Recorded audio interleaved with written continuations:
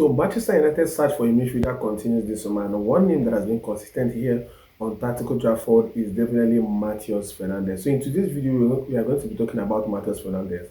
But in this kind of analysis, we want to talk about how he tactically fits into the system of Michael Carrick, what he's going to bring into the system of Michael Carrick from the first phase, from the second phase, and to the final phase. So that is how we are going to be running through today's analysis. And we are going to be running through today's analysis using the games he has played for West Ham recently, from the Arsenal game, the Leeds game, the Sunderland game. We are going to be running through his performances in those games and how he was able to affect the game of West Ham. And so if you have not subscribed to Tactical Trafford, I want you guys to like, to share, to subscribe to Tactical Trafford, turn on your notification bell, because we are going to be making a lot of videos on player analysis. So I don't want you guys to mix. I want you guys to like, to share, and subscribe to Tactical Trafford. Let's get this party started. So guys, as you all know, Michael Carrick plays in a 4-4-2 system out of position. We have analyzed that a lot of times, so I'm expecting you guys to all know that he plays in a 4-4-2 shape out of position. And also moving back to West Ham, you're going to realize that Nuno Santos plays in a 5-2-3 shape out of position. So you're going to realize that Matheus Fernandes is used to playing in a double pivot. He's used to playing alone. He's used to doing all the work alone, putting all the defensive sheets. So of course, he's going to be used to playing in a 4-4-2 shape out of position, regardless of how Mike Carrick is going to set up. And also, if you are looking at the Arsenal's game, you're going to realize that West Ham had 38% of possession.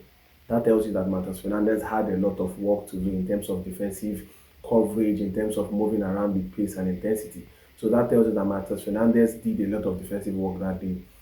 But if you're analyzing the Arsenal's game, you're going to find out that there was a particular role Matheus Fernandes was playing in that game.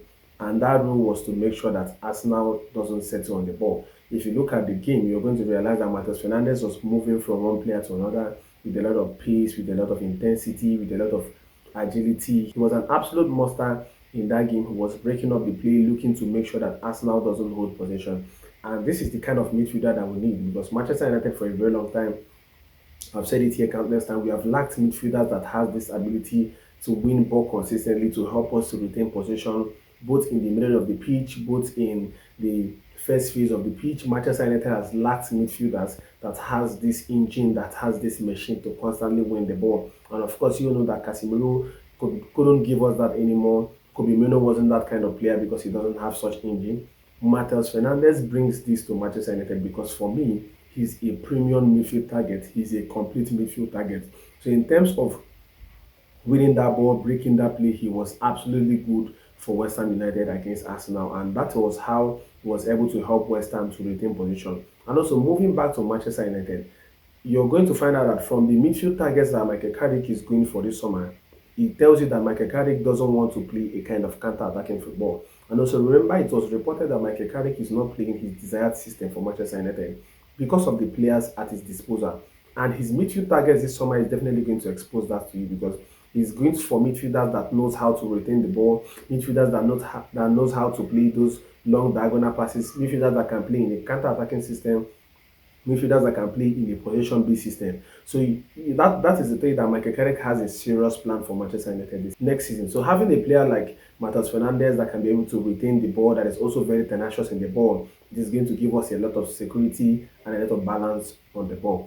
So talking about the Leeds game, we want to analyze what Fernandes was able to do in the Leeds game, in their last home game in the Premier League. So you're going to find out that in that game, West Ham had a 42% possession, and Matheus Fernandes at the end of the day had a rating of 8.3, and that was the highest alongside Jerry Bowen in that game. Also looking at his heat map, you're going to find out that he covered every blade of grass on the pitch. He was absolutely unplayable. Also looking at his defensive contribution, he was able to give 12 defensive contribution in that game. So going over to the Leeds game, what did Matheus Fernandes bring in that Leeds game that is going to bring into Manchester United in the first phase? And one thing I know that he brings from Manchester United is the control at the back, because of course you know that Michael Carrick likes to build up with a 3-3-4 shape, and he likes to build up with the three at the back, where one of the midfielders are going to drop deep and try to form that three-man shape. We didn't really see that in Manchester United last season. We saw that at Middlesbrough when Carrick was there. He likes a particular midfielder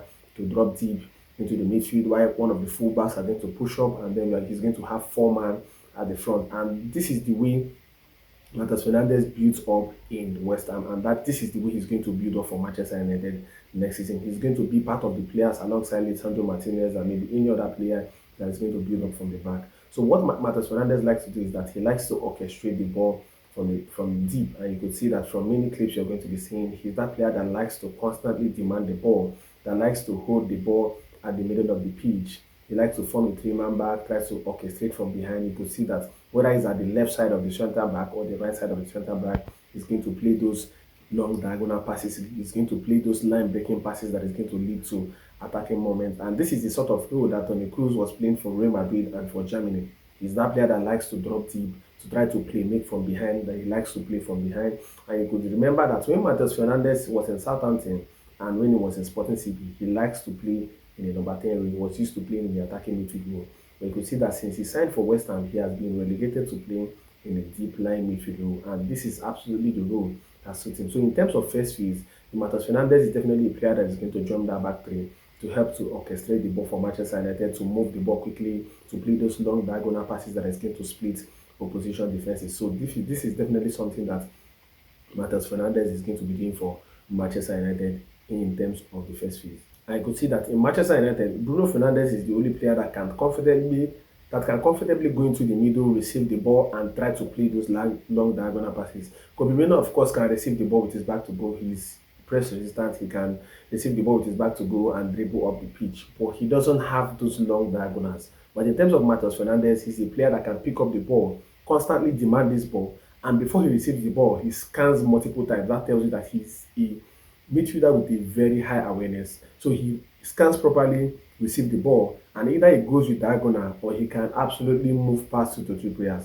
So this is the reason why I want Matheus Fernandes in Manchester United, because in terms of the first phase, tactically he's very sound in the first phase. So guys, let's dive into on how he's going to help us in the second phase.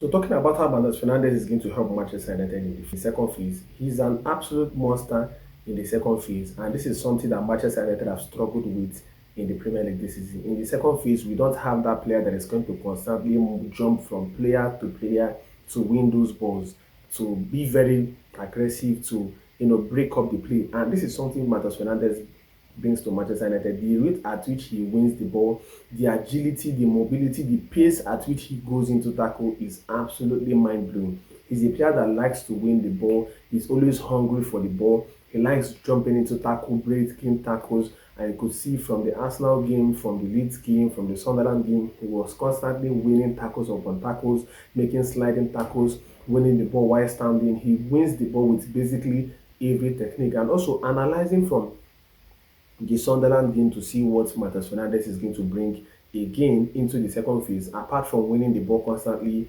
covering those wide spaces, you're going to find out that this season Manchester United had serious problems in covering wide spaces, in covering pocket spaces. We were constantly being played through. But in the 4-4-2 shape where Matheus Fernandes sits in the pivot, it's definitely not going to happen, because he's a player that can win the ball in those wide regions. He can pick up pocket spaces. Even though he doesn't pick up pocket spaces, the recovery pace of Matheus Fernandes is absolutely wonderful. He recovers with a very high pace.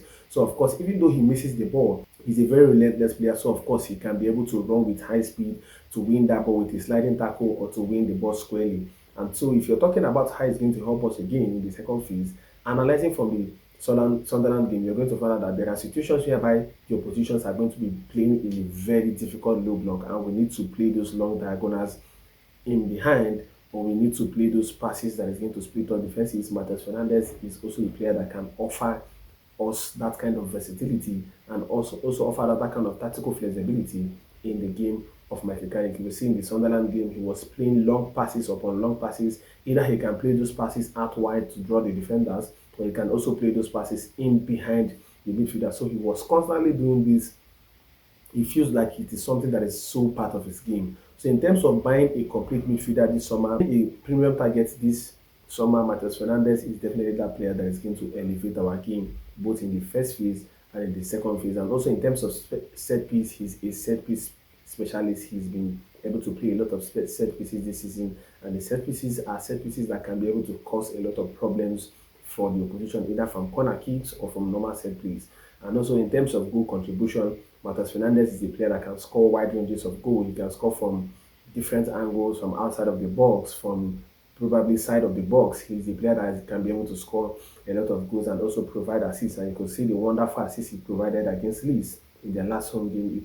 It was a defensive splitting assist that even though the defender was able to, slide, he couldn't get the ball. So of course, Matheus Fernandes, in terms of goals and assists, is going to bring a lot to Manchester United. So guys, for me, my mind is made up. Matheus Fernandes is the player that we must buy this summer for Manchester United. I want you guys to give me your thoughts on the comment section on if you want Matheus Fernandes to be a player for Manchester United, because he can play basically every role under Michael Carrick. He can play in the 6th position, he can play in the 10th position, and in the case where Bruno Fernandes is unavailable, he can also provide depth for Manchester United in the number 10 position. So I want you guys to like, to share, to subscribe to Trafford. See you guys in my next video. Ciao.